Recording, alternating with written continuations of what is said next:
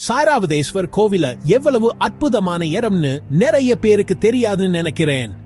இது வெறும் கட்டிடம் இல்லை, இது ஒரு சரித்திரம். ஹேய், இங்கே வரலாறு, மர்மம், இசை எல்லாமே ஒன்னா சேருதுவாங்க. ஏன் சொல்லேன்னு காட்டுறேன். கிட்டத்தட்ட 500 வருஷத்துக்கு முன்னாடி சக்தி வாய்ந்த சோழர் காலத்துல கட்டப்பட்ட ஒரு கோவிலுக்குள்ள நீங்க நுழையதா கற்பனை பண்ணி பாருங்க. அதுதான் தாராசுரத்துல இருக்க சாராவதேஸ்வர் கோவில். இப்போ இது யுனெஸ்கோ உலக பாரம்பரிய சின்னம்.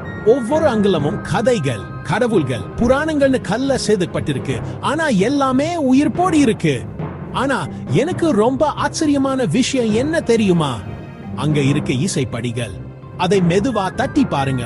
ஒவ்வொரு படியும் ஒவ்வொரு இசை குறிப்பை பாடும். பழங்கால கட்டிற்கலைஞர்கள் வெளிப்படையாவே ஒரு சின்ன மேஜிக்கை மறைச்சு வச்சிருக்காங்கன்னு தோணுது. இங்க நடந்து போகும்போது ஒரு சக்தி உங்களுக்குள்ள பரவுறதை உணரலாம். எத்தனையோ தலைமுறைகள், பிரார்த்தனைகள், ரகசியங்கள் எல்லாம் இந்த மண்டபங்களை எதிரொலிக்குது.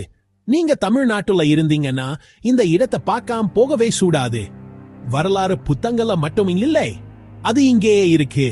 நீங்க கேட்க ஒருவேளை உங்க சொந்த பாட்டை கொஞ்சம் வாசிக்கிறதுக்காகவும் காத்துக்கு இருக்கு. சரி, சரித்திற்கு நுழைய நீங்க தயாரா?